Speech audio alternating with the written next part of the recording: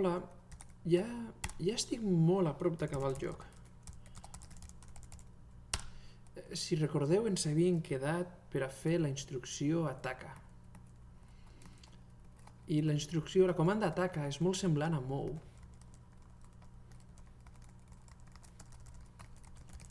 Però hi ha unes petites diferències.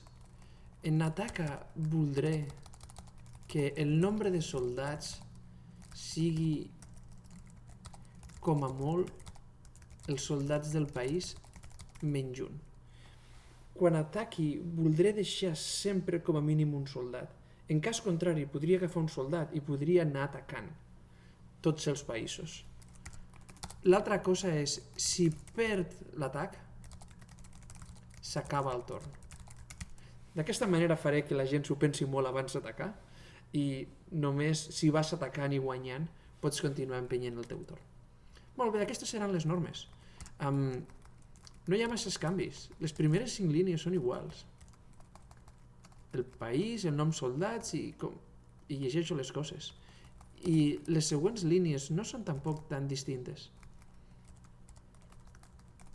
El país des d'on ataco ha de ser un país, on vagi ha de ser un país, han de ser veïns, el país ha d'estar controlat des d'on ataco pel jugador que li toca i la diferència és que el país destí ha d'estar controlat per un altre país.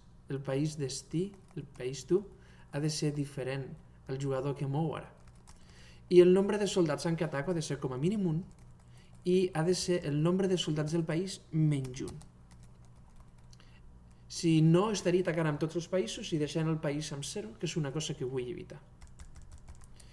Molt bé, i ara en un atac el que faré seran normes una mica distintes. Es repetirà una certa cosa i el que es repetirà és un soldat del país que ataca intentarà atacar un dels soldats del país que defensa. I això es farà mentre hi hagin soldats que ataquen i mentre hi hagin soldats que defensin. Mentre hi hagin aquests soldats, en la meva idea del joc, cada soldat llançarà un dau i qui tregui el dau més gran guanya. Com puc fer un dau en C++? La comanda rand retorna un nombre aleatori i fent mòdul 6 tinc un nombre aleatori entre 0 i 5. Això és com la tirada d'un dau entre 0 i 5. I aquest és el del país que ataca.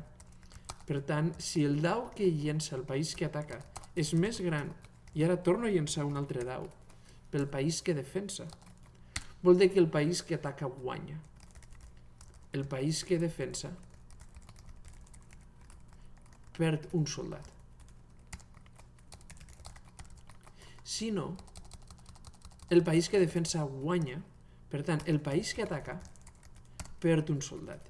I no només dels soldats que ataquen, sinó també dels soldats que estan situats en el país. I això aniré fent tantes vegades fins que passi una d'aquestes dues coses. Fins que el nombre de soldats vagi a 0, ja no hi ha més atacants o no hi ha més defensors. Si el nombre d'atacants baixa a 0, vol dir que l'atacant ha perdut. Qui és l'atacant? Jugadors torn. Un nom perd l'atac. I a més acaba el torn. I aquí faré avança torn. En cas contrari, guanya l'atac. I un cop guanya l'atac, no n'hi ha prou en guanyar l'atac, sinó que mou els soldats, el nombre de soldats que encara li queden en vida. I això és a països el que està defensant, el que ataca, que és país from, des d'on ve l'atac, noms soldats, es disminueix en aquesta quantitat, la de soldats que continuen vius. El país que defensava i que s'ha perdut ara està envaït encara pels soldats que queden vius i ens sembla que només haig de fer canviar qui controla el país. Jugador és igual a torn. Ara aquest país, aquesta regió està controlada per un nou jugador. I crec que ja està. Vaig a veure. Compilo.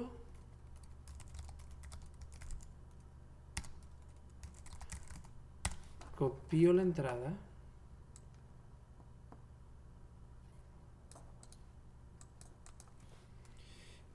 Executo el programa. Paste. I ara vaig a veure.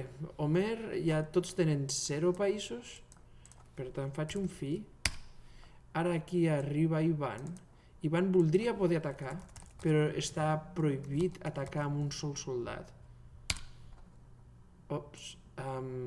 Voldria que em digués lo d'ordre incorrecte. Deixo que torni aquí un moment. Si l'ordre no és correcta, que és aquest if d'aquí, faré que escrigui ordre ataca incorrecta. Ordre ataca incorrecta. Molt bé. Torno. Paste. Fi. Ataca de R fins a Q amb un soldat. Haig de compilar.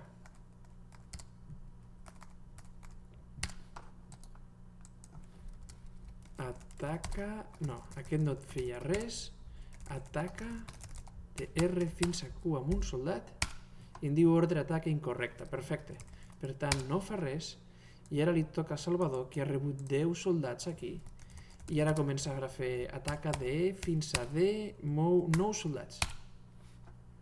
Guanya l'atac i continua movent-se. Ataca de D fins a C amb 8 soldats. Ataca de C fins a G amb 7 soldats. I pot anar extendent l'atac. Si intentés atacar des d'una a una regió que estigués molt lluny, per exemple de G a O, m'hauria de dir que ordre ataca incorrecte. Molt bé, i si intento atacar amb 0 soldats, ordre ataca incorrecte, amb un soldat funciona, guanyo l'atac. Molt bé, ara faig de G fins a I, ataco amb 5, des de I fins a M ataco amb 4, i ara puc directament envair de M fins a N, ataco amb 3, envaeixo i controlo el país. Què més? Ara faig un fi. Li torna a Salvador, Salvador torna a guanyar soldats, i ara faré des de I que ataqui a Q a R i acabar la partida i comprovaré que la funció ha finalitzat, funciona. De I a Q ataco amb 5 soldats, i ara deixeu-me que provi atacar amb només un soldat. De Q a R amb un soldat, perdo l'atac. Bé, és el que passa, de vegades es guanya, de vegades es perd. Ara faig un fi, torno a tenir aquí 5 soldats, i ara intentaré atacar amb més soldats, i en aquest cas sembla ser que guanyo l'atac i s'acaba la partida. No ho he mostrat per pantalla, que em sembla que és l'última cosa que vull corregir.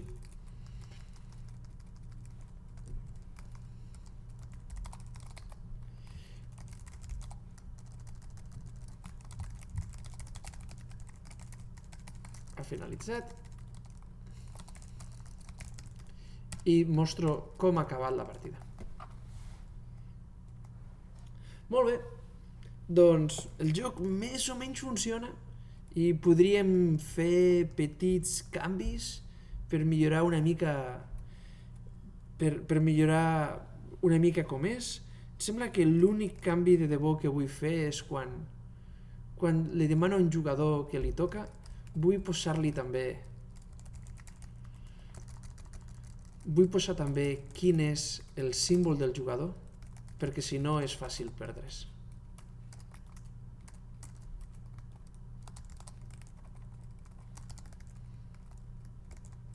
Si ara compilo i executo i pego... Molt bé, em diu que li toca a Homer, que és aquest símbol, li dic fi, i ara podria fer ataca de N a O4, i ara intento fer un moure des de N fins a O, mouré 3 unitats i el moviment ha funcionat bé. Molt bé, per tant això ja està. Plego de nou per ara.